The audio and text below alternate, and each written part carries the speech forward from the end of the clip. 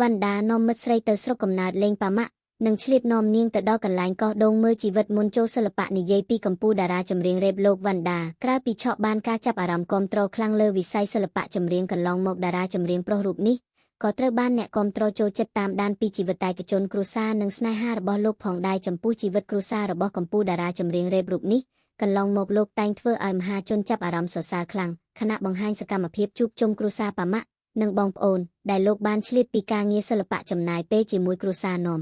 គ្រួសារទៅដើរលេងកម្សាន្តផ្សេងព្រមទាំងមើលថែលោកប៉ាអ្នកម៉ាក់ពេញដោយភាពកត់ញូក្នុងនាមជាកូនប្រុសម្យ៉ាងវិញទៀតលោកវណ្ណដាក៏តែងធ្វើឲ្យអ្នកគាំទ្រចាប់អារម្មណ៍ពេលទៅលេងស្រុកកំណើតនៅឯខេត្តព្រះសីហនុម្ដងដែលរូបលោកជាកូនអ្នកកោះដូងលោកក៏ពុំដែលភ្លេចពីមុខរបរចាស់របស់ខ្លួនខណៈទៅលេងម្ដងតែងឃើញសកម្មភាពជួយកោះដូងប៉ាម៉ាក់និងបងប្អូនលក់នៅក្នុងផ្សារទៀតផងជាក់ស្ដែងថ្មីនេះលើបណ្ដាញសង្គមមហាជនអ្នកគាំទ្រជាច្រើនក៏កំពុងចែករំលែកនៅវីដេអូខ្លីដែលវណ្ណដានាំមិត្តស្រីទៅលេងស្រុកកំណើតនិងបានជួយកោះដូងលក់ដូចពីមុនដែរ